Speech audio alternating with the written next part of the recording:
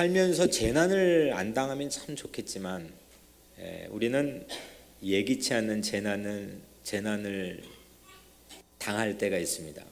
국가적 재난, 사회적 대혼란 이런 재난도 있지만 개인적으로도 정말 생각도 못했는데 내 몸 안에 병이 생길 수도 있고 정말 내 인생에 그러리라고 상상도 못했는데 내 가정이 화목하리라 기대했던 가정이 풍지박산이 나서 아주 깊은 고독과 상실을 경험할 때도 있고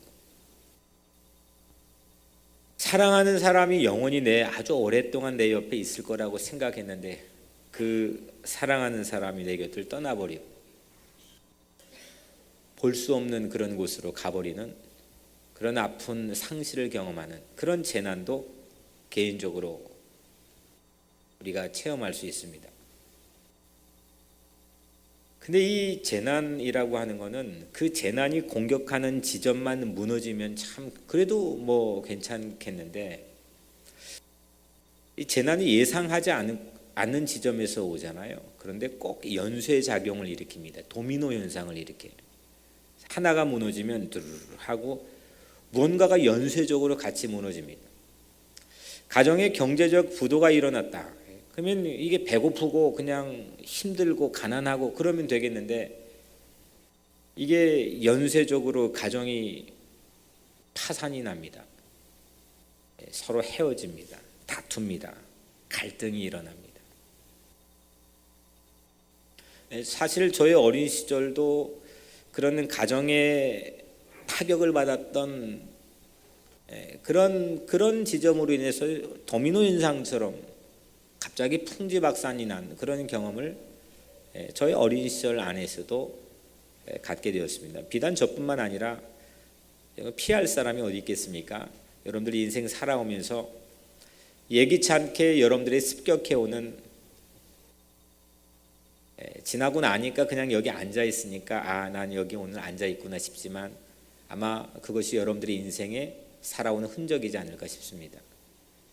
천재지변과 자연재해를 포함해서 많은 재난이 우리 각자의 삶에 언제 어디서 우리를 습격해 올지 모르는 위험부담을 가지고 사는 그것이 우리의 인생입니다. 그런데 무엇보다 우리 신앙인들은 이런 재난을 당하게 되면 한 가지 흔들리는 지점이 있습니다. 그게 뭐냐면 하나님에 대한 이해입니다. 이렇게 경제적 부도, 가족의 죽음, 천재지변, 예기치 않는 그런 어려움으로 인해서 내게 타격이 가해지게 되면 평소 믿음이 없던 사람조차도 하나님 별로 생각하지 않던 사람조차도 단박에 마치 신학자가 된 것처럼 하나님에 대한 풍문을 얘기합니다. 하나님이 화났다, 하나님 뿔났다, 하나님 없다, 하나님 무능하다. 여러 풍문이 자기 각자의 마음 속에서 채워지기도 하고 실질적으로 사회적 대혼란이나 국가적 재난 안에서도 어떤 신에 대한 풍문들이 그로 인해서 야기가 됩니다. 그런 풍문들이 있다는 것 자체가 사람 마음이 불안하다는 그런 또 한편의 증거 아닐까요? 그래서 사람들은 확실한 고견을 줄 수 있는 그런 전문가나 사람을 만나고 싶어 합니다. 오늘 이 요엘의 첫 시작이 바로 이 재난을 모티브로 시작을 합니다. 재난도 그냥 재난이 아니라 어마어마한 재난인데 그 재난의 소재가 메뚜기입니다. 이 메뚜기 때의 재난을 통해서 온 이스라엘 땅이 쑥대밭이 되었습니다. 푸르른 게 아무것도 보이지 않습니다. 오늘 4절에 팥중이가 남긴 것을 메뚜기가 먹고 메뚜기가 남긴 것을 느치가 먹고 느치가 남긴 것을 황충이 먹었도다. 저도 한국말로는 팥충이, 또 느치, 황충 이 성경 안에서만 본 용어긴 하지만 다른 본래 히브리어였기 때문에 다른 의미를 살리는 번역을 여러분들이 소개하면 씹어대는 메뚜기가 남긴 것을 뜯어대는 메뚜기 떼가 먹고 그냥 씹으려면 시간이 걸리잖아요. 근데 그거보다 더 포식량이 많은 뜯어대는 메뚜기가 다 그냥 그 남긴 것까지 또 먹고, 이번엔 뜯어대는 메뚜기 떼가 남긴 것을 삼켜대는 메뚜기 떼가 먹고, 삼켜대는 메뚜기가 남긴 것을 우적우적 몽땅 삼켜버리는 메뚜기 떼가 와서 다 먹었다. 이게 오늘 4절에 나와 있는 메뚜기 재앙, 메뚜기 재난의 어떤 그 파상적인 습격의 농도를 우리가 짐작해 볼 수 있는 재난의 모습입니다. 아주 유명한 소설이죠. 펄벅의 대지라고 하는 소설, 영화로도 상영이 되어서 혹시 여러분들 아시는 분도 있겠지만, 그 펄벅의 대지의 그 패러그랩이 생각이 나서 한번 여러분들이 소개를 합니다. 남쪽 하늘에 작은 먹구름이 있는가 싶더니 삽시간에 부채꼴로 퍼지며 온 하늘을 뒤덮었다. 세상이 밤처럼 캄캄해지고 메뚜기들이 서로 부딪히는 소리가 천지를 진동했다. 그들이 내려앉는 곳은 모두 졸지에 누런 황무지로 돌변한다. 남정네들은 밭에 불지르고 장대를 뒤흔들며 메뚜기 떼와 싸웠다. 메뚜기 떼의 습격을 아주 생생하게 그린 대표적인 소설입니다. 이런 자연재해에 소속되어 있는, 얼마 전에 페루에서 1억 5천만 마리의 메뚜기 떼가 농작물에 피해를 입혔다는 보고도 들었던 기억이 있는데, 이런 자연재해로 인해서 당하는 어려움, 그런 어려움도 물론 우리에게 있겠지만 우리에게 메뚜기 떼와 같은 습격을 받을 때가 분명히 우리의 삶 가운데도 있다는 겁니다. 내 하늘, 마음의 하늘을 온통 까맣게 뒤덮어버리고, 분명히 낮인데 내 마음은 캄캄한 밤하늘처럼, 메뚜기 떼와 메뚜기 떼가 부딪히는 소리가 천재에 가득 진동하고,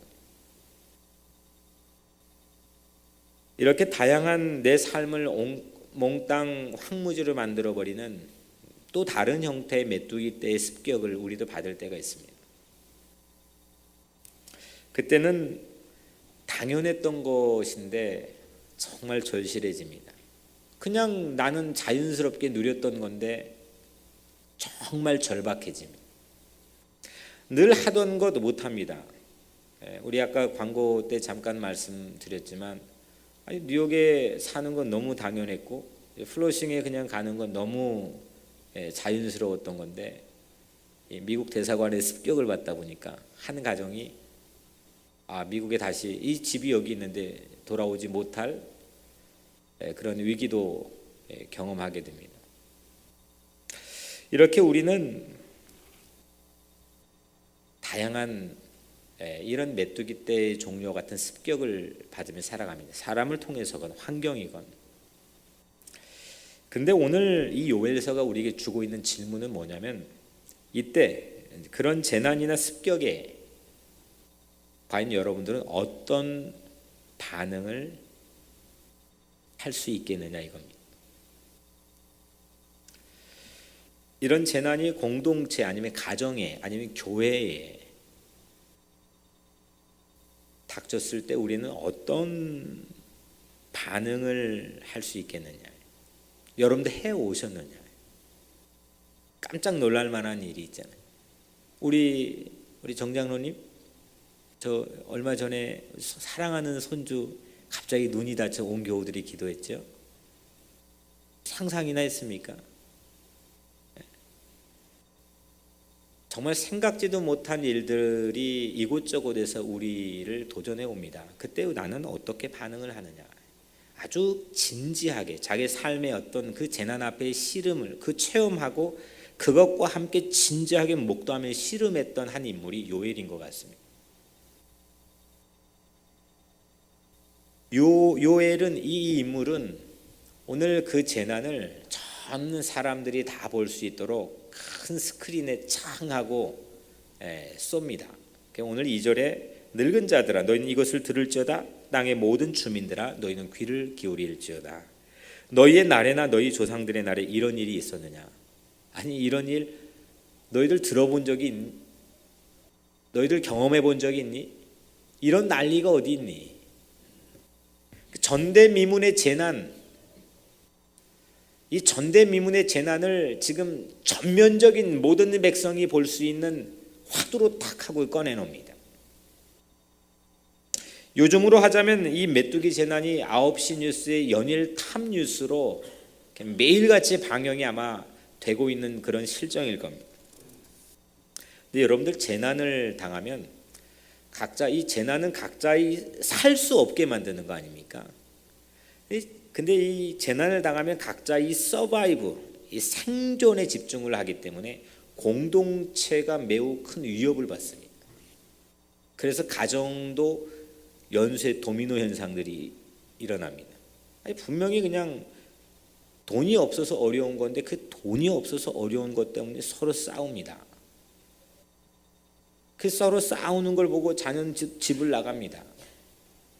뭐 여러 형태의 이런 어려움들이 한 가지 문제로 인해서 연쇄작용 반응을 일으킵니다. 마땅한 건강한 대응을 하지 못합니다. 교회도 마찬가지입니다. 국가 공동체도 마찬가지라고 생각합니다. 근데 오늘 요엘이 우리에게 주고 있는 메시지 중에 매우 직접적이고 매우 독특한 그런 행동 지침을 우리에게 제시해 줍니다. 오늘 3절에 너희는 이 일을 너희 자녀에게 말하고 너희 자녀는 자기 자녀에게 말하고 그 자녀는 후세에 말할 것이니라. 뭘 말하느냐? 이 메뚜기 때의 재난을 우리 이미 체험했는데 이 체험 안에서 우리가 목도하며 씨름한 영적인 메시지를 너희 자녀에게 꼭 말하고 나누고 그 자녀들도 꼭 그 또 자녀들에게 말하고 그 자녀들도 또 꼭 그 후손들에게 말하라. 이게 재난을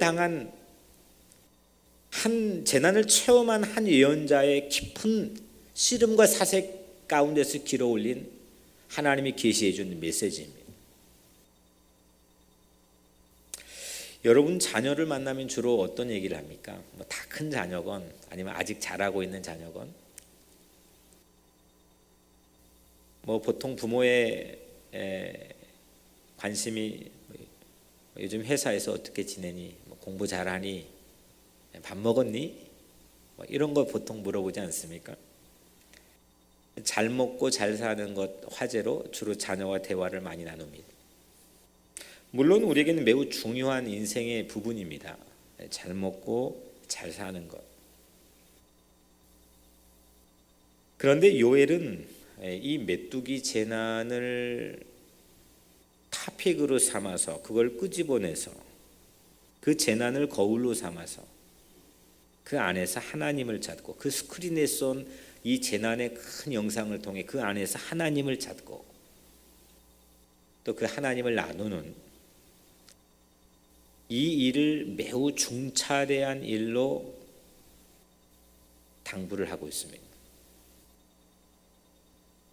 가정에서 자녀들과 영적으로 나눌 수 있는 그런 퍼센테이지가 심지어 교회 종직자들이나 신앙의 연륜이 깊은 분들에게도 과연 얼마나 될까 혼자 생각해 봤습니다. 아니 좀 깊이 있는 속 깊은 그런 영적인 이야기를 나눌 수 있는 그런 부모와 자녀 간의 관계가 얼마나 될까. 사람이 이 가정이 외부에서 이 주는 습격으로 가정이 허물어지는 경우도 있지만 가만히 보면 그 습격을 방어해낼 만한 그런 방어 기제 자체, 다시 말하면 그 이전에 함께 나누었던 해석하고 또 함께 영적으로 나누었던 그런 깊은 나눔이 없어서 무너지는 경우들이 훨씬 다반사로 저는 많다 생각합니다. 설사 무너졌어도 다시 일어날 수 있는 힘이라는 것. 우리 자녀들이 세상에 나가서 다 커도 어려운 일 당하지 않습니까? 아주 장성해도 세상에도 부딪혀오는 어려움 피할 수 있는 자녀들이 어디 있습니까? 그 자녀들을 그 환난과 재난을 피하며 살기를 기대하는 것보다 어떤 재난 앞에서도 넘어지지 않고 오뚜기처럼 다시 일어나서 하나님 믿고 바라보며 의지하고 세상에 무언가 영적으로 나눌 만한 영향력을 가지고 살 수 있는 그런 자녀의 삶을 기대하고 축복하는 것이 훨씬 지혜로운 부모의 모습 아닐까 싶습니다. 오늘날 어떤 부류에서는 젊은이들 교회라는 말이 있습니다. 저는 이거는 성서적이지 않다고 생각합니다. 어떻게 젊은이들만 모여있는 게 교회가 될 수 있습니까?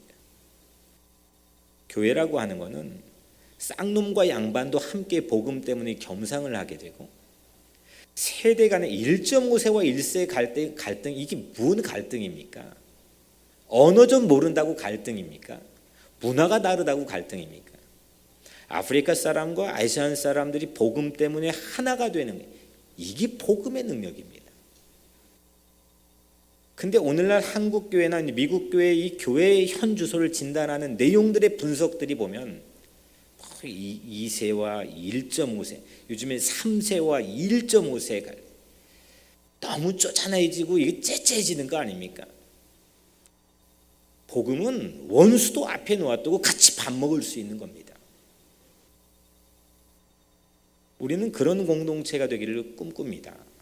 특히 전파사를 통해서 자기 삶에 닥친 재난, 예기치 못하게 혼자 고달파하는 그런 자기 삶의 충격적인 습격, 이런 것들을 말씀 안에 비추어서 함께 나눌 수 있고 함께 격려하고 함께 중보할 수 있는 그런 신앙 공동체, 이것이 10,000명, 100만 명 있는 교회보다 전 전혀 부럽지 않고 함께 세우고 빌드업하고 싶은 그런 초대교회 신앙 공동체의 모습이라고 확신합니다.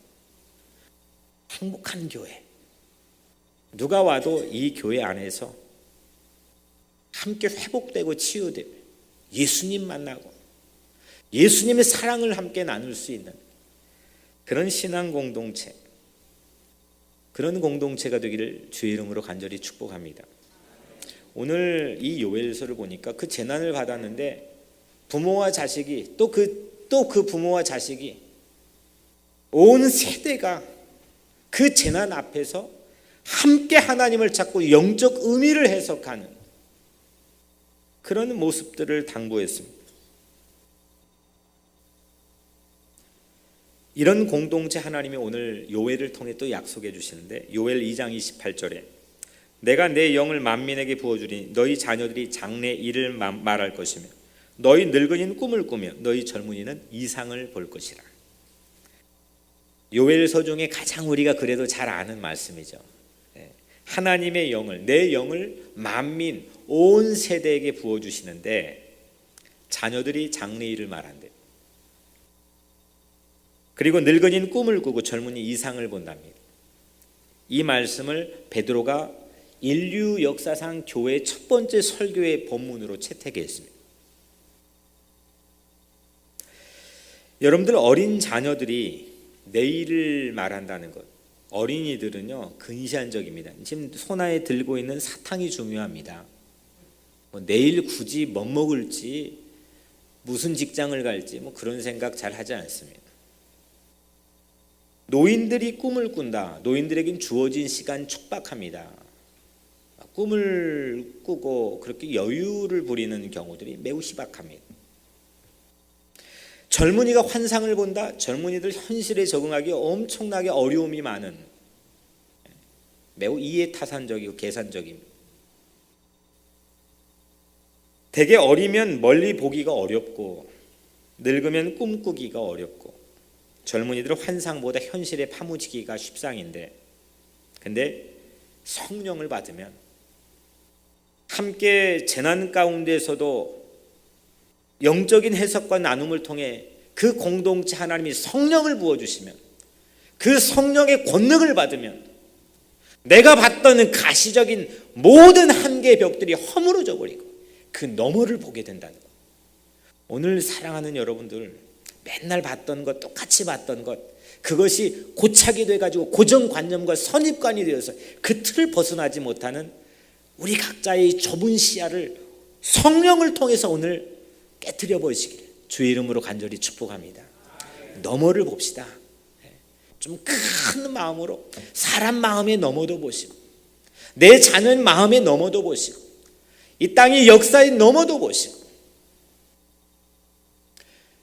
이렇게 젊은이들만 모여있던지 아니면 노인만 모여있던지 오늘날 교회 공동체 문제가 저는 가장 첫 번째로 그거라고 생각합니다. 보고 배울 만한 롤 모델이 없습니다. 젊은이들만 있는데 한때는 으쌰하고 잘할 수 있겠지만 그들이 그래도 장구한 이 삶을 살아온 이 노인들 어르신들의 삶을 본 적이 없는데 뭘 보고 배우겠습니까? 유대인의 공동체나 성경의 역사는 늘 자녀들에게 가르치고 그들의 마음에 새기게 하고 부모와 자녀가 한 공동체에 함께 머물러야 되고 이게 기독교의 신앙 공동체입니다.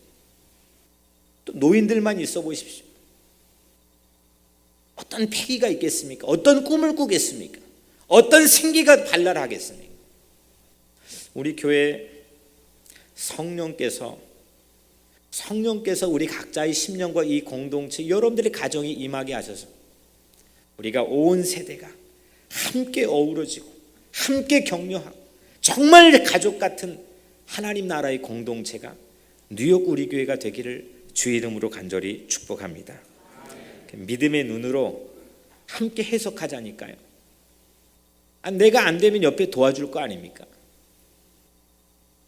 아니 솔직히 여러분들 세상에 나가면 살게 정신없이 바쁘지 누가 여러분들의 영적인 이야기를 말을 걸어줍니까? 아니면 뭐 안 그런 분도 있겠지만 여러분들 각자 자신이 영적으로 누군가에게 말을 걸 만한 용기나 아니면 그런 기회가 있습니까? 우리 교회에서 전파사를 통해서 이런 공간을 통해서 훈련받고 세상에 나가서도 어떤 사건이나 어떤 재난이나 어떤 현상에 대해서 깊이 있게 영적으로 해석하고 하나님을 찾고 하나님께 돌아가는 그런 우리 각자의 삶이 성장하고 성숙하는 삶 아니겠습니까? 이렇게 믿음의 눈으로 함께 해석하고 나눔의 과정에서 가정이 화목해지는 겁니다. 가정이 화목을 찾는 거고 세대가 하나가 되는 겁니다. 원인을 규명하고 대책을 급급하게 마련하기보다 전문가들 한다는 얘기 다 들어보면 이 재난의 원인이 뭡니까? 이런 얘기하고 끝납니다.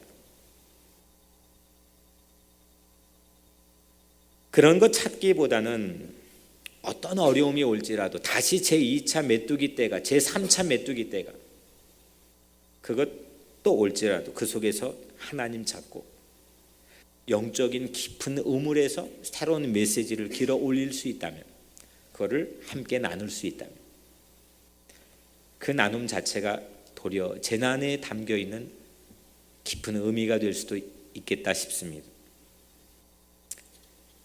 오늘 한 가지만 여러분들에게 더 부탁드리면 무엇을 나누느냐? 요엘 2장 13절 너희는 옷을 찢지 말고 마음을 찢고 너희 하나님 여호와께로 돌아올지라 그는 은혜로우시며 자비로우시며 노하기를 더디하시며 이내가 크시사 뜻을 돌이켜 재앙을 내리지 아니하시느니라. 돌아오라는데 안 받아줄 걸 돌아오라고 하겠습니까? 돌아오라는 거는 찬스를 주는 겁니다. 그 재난이라고 하는 게 내 삶의 또 다른 기회와 찬스가 될 수 있다고 하나님께 돌아가요. 어떤 어려운 상황에서도 내가 정말 무릎 꿇어 주저앉아버리고 포기해버릴 만한 그런 내 삶의 어려움이 올지라도 그 순간에 하나님께 돌아가야 되나 보다. 이것만 생각할 수 있으면 그 재난이 우리에게 주는 의미는 블레싱입니다. 탕자가 아버지 껴안고 돌아왔습니다 하는 그 순간 저는 클라이막스라고 보지 않는다고 말씀했죠. 돼지 막사에서 주염 열매 주는 사람도 없어 배를 허기지고 그 순간 아버지 집이 생각났습니다. 그게 그 예수님이 한 그 스토리의 플롯의 클라이막스입니다.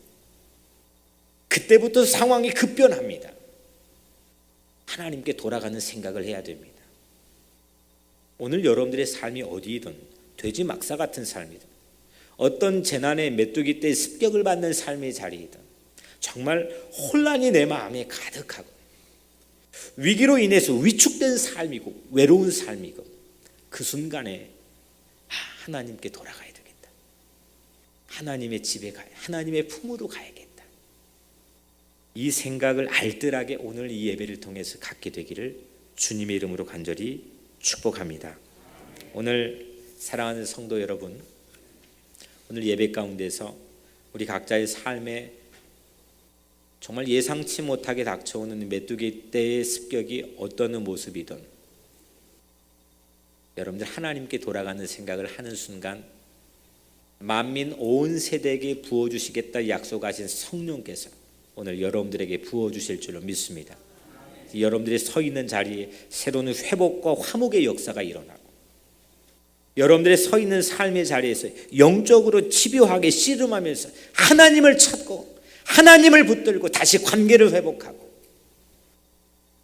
그래서 우리 각자의 삶이 근사하고 매력적인 삶이 될 수 있도록 또 이 공동체가 그런 가족 공동체가 될 수 있도록 하나님께서 도와주시고 축복해 주실 줄로 믿습니다. 기도하겠습니다.